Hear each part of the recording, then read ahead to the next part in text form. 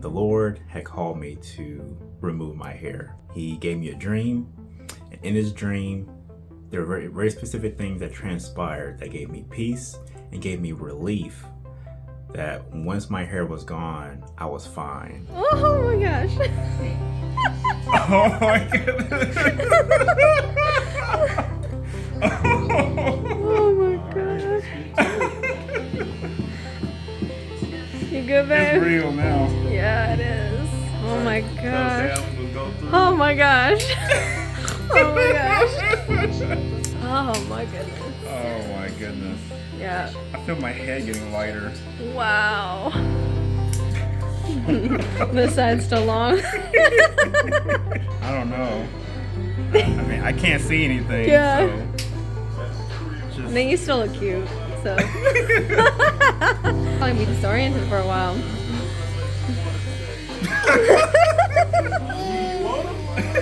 Oh my gosh.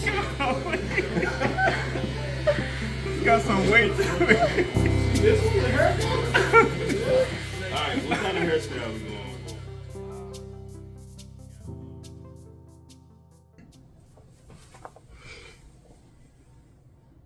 Well, this is the new me. All right, so I'm finally putting this video out, finally coming out with this sort of storytelling of this journey that I've been on with my hair. And I was contemplating how I wanted to go about presenting this video. And essentially what I'm going to do is I'm going to kind of address some of the notes that I've been taking. So as of Saturday, I'm not even sure how long it's been. It's been a week as of recording since I got my hair cut. But the Saturday before that, that date will be listed. I took a bunch of notes. I journaled and journaled for like an hour, just processing all the thoughts that I had, the feelings that I had once I was convinced that I had to cut my hair off. This is not something that to be taken lightly. I've had my hair for over 10 years. It's been a part of me. It has literally been like an extra limb, so to say. That's how attached it's been to me, literally and figuratively. So I'm going to kind of touch on some of the thoughts and feelings that I've had prior to getting my hair cut. And I'm actually going to probably see how I feel about it now.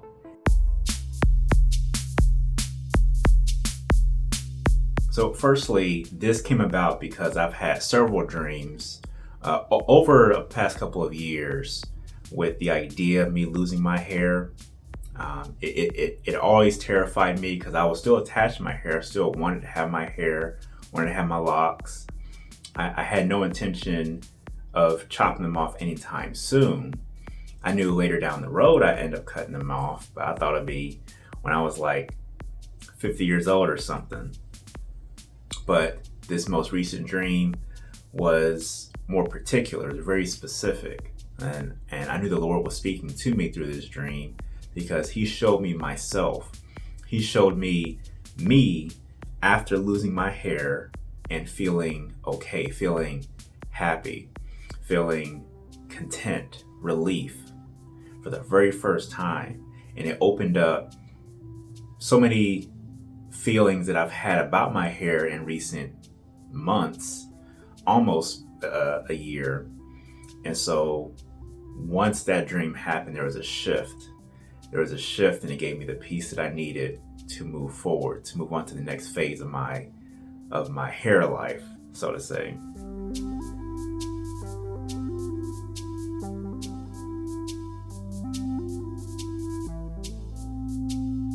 So one of the things I thought about is, even though I've had my hair for X amount of time, I had to come to the realization actually some months ago, thinking that I don't always have to have my hair. I don't always have to have my locks.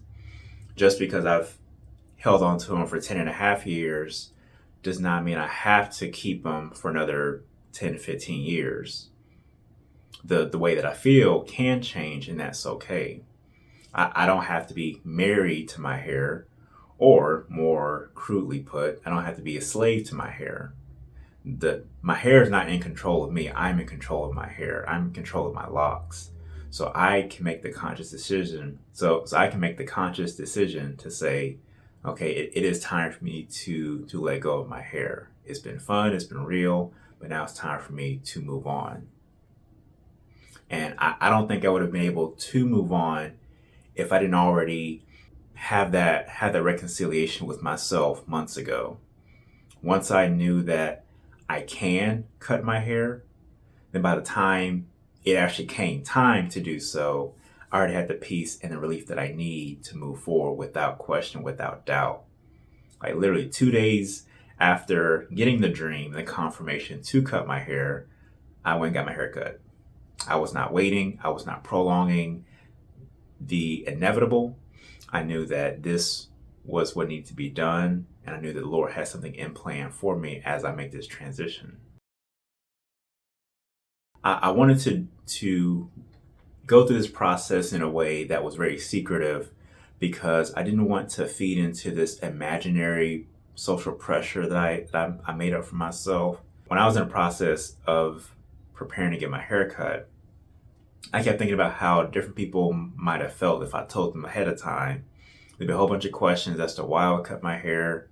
And, thinking about 90% of the people that I talk with, that I commune with, that I converse with, most people that know me now have only known me to have locks because of how long I've had them. And so I kept thinking for myself, even though I knew it wasn't true, I kept thinking about that imaginary social pressure. And so I knew that I had to keep it secret. I had to go ahead and take care of it and then tell people afterwards, because then how they feel, regardless of what that is, has no influence on my decision. I wanted my decision to be for me. I wanted to do it because the Lord showed me it was time, and I didn't want to prolong it. I didn't want to be influenced or pressured in any way, shape, or form by anybody else. So now I want to explore some of the feelings that I had or that I anticipated prior to cutting my hair. And we're going to see how this played out realistically. The first feeling I explored was sadness. I knew that it was going to take a toll on me to remove that part of me, because my locks have been part of my identity for so long. It is literally part of my silhouette. My whole silhouette has changed now. You can see I have an egg-shaped head, and that was always hidden by my locks. My wife even wanted me to have longer hair up top to kind of cover that up, but I wanted to start all the way from the bottom and embrace the egg shape for now. I'm going to end up growing out later, we'll see. But my identity, my silhouette, all that has changed, and was going to change when making this decision. Now, thinking about how I've actually been feeling, my hair has been a great burden on me as of late. It has been difficult trying to keep it in a state of looking good. The only time my hair will look good is when I freshly locked it up, after washing it, retwisting it, and then maybe a week or two before I have to wash my hair again, it'd be fine. But once I had to wash my hair, no matter how long I waited, because I fight dandruff, so the immediacy of washing my hair was always prevalent. No matter what happens, it always would unravel. All the new growth that I just locked up, spent 7 hours twisting everything, all that was undone in an instant. So I had that much new growth that never locked up. I had a whole bunch of loose hair that never really stayed bonded, and it looked horrible. I did not like it, so I had to keep finding ways to cover it up, and it was just a hassle. And it was like that for months and months and months. So even though I had enjoyed my hair for the most part, it's been a great burden as of recent, and because it was so long, it was always in the way. Just having the hair was just annoying. It really was. I never would have thought I'd be annoyed by my hair, but it was just at that length, and it was heavy. When I got this stuff cut off and I was holding it, it weighed at least 2 or 3 pounds, no joke. So what I realized was how much of a burden it actually was. I didn't get to enjoy it anymore. So that feeling led to the next feeling of relief. I envisioned how relieving it would be to not have to deal with all of that, to not have to constantly fight just to make my hair look proper when it's being very, very resistant in doing so. I had the idea of the relief of not having to sit in my computer chair or not having to get in the car and spend 2 minutes fiddling with my hair, throwing it over, throwing it around so I'm not sitting on it. It's not scratching my back. I can just sit down and just do what I gotta do. And thinking about it now, like I can do so much. I can just throw my head around. I can sit in a chair and just do what I gotta do without having to spend 30 seconds preparing my hair just to do what I gotta do. There's even more relief than I would have imagined. Now the back of my head is catching a draft. It's a breezy back there, but I can just rest my head with ease and comfort now. And then the last feeling that I had explored was missing my hair, a sort of longing. So I thought that I might miss having my hair, having my locks because of how long it's been with me. I thought that maybe there's going to be some kind of gap of how I felt about my hair after the fact. So far, I don't miss any part of my locks. Like I've enjoyed it long enough. It has really run its course. So there's no part that I'm missing. I've had it all the way as short as a couple of inches, all the way down to close to 3 feet long. So I've had it at every stage I could possibly have it. So there's nothing else for me to get to explore with my hair. I've had it in as many styles as I could possibly maintain. So I've done all I needed to do, so I don't miss any part of it. And I'm enjoying the freedom that I have with my hair now. Yes, I have to maintain it more frequently, but it's more so upkeep. It's trim the edges. I'm gonna have to actually trim my hair back down some, keep the fade. It's more frequent, but shorter versus my locks. It was less frequent, but more intense upkeep at certain nuggets of the month versus this daily upkeep. The other thing that my wife and I discussed was the spiritual aspect of this. So we have the understanding that there are certain spiritual things tied to physical things, tied to certain parts of our lives. There are certain things that we carry with us, whether intentionally or unintentionally. And my hair, I've had my hair since I was in my debauchery days, since I was drinking and smoking and partying and being involved with all kinds of sinful matters. And so I've pondered on what kind of bondage that my hair had associated with it, given that it was the last part of me from my worldly days. I had given up smoking. I given up getting drunk, and even nowadays I drink very, very, very, very, very, very occasionally, like once every couple of months, maybe. I've given up so many worldly things since then, but my hair has been with me since that transition and beforehand. And I'm kind of exploring that now, seeking the Lord, especially when he gave me the task of getting my hair cut. There was something that I had to let go of so that he can put me into position for something new.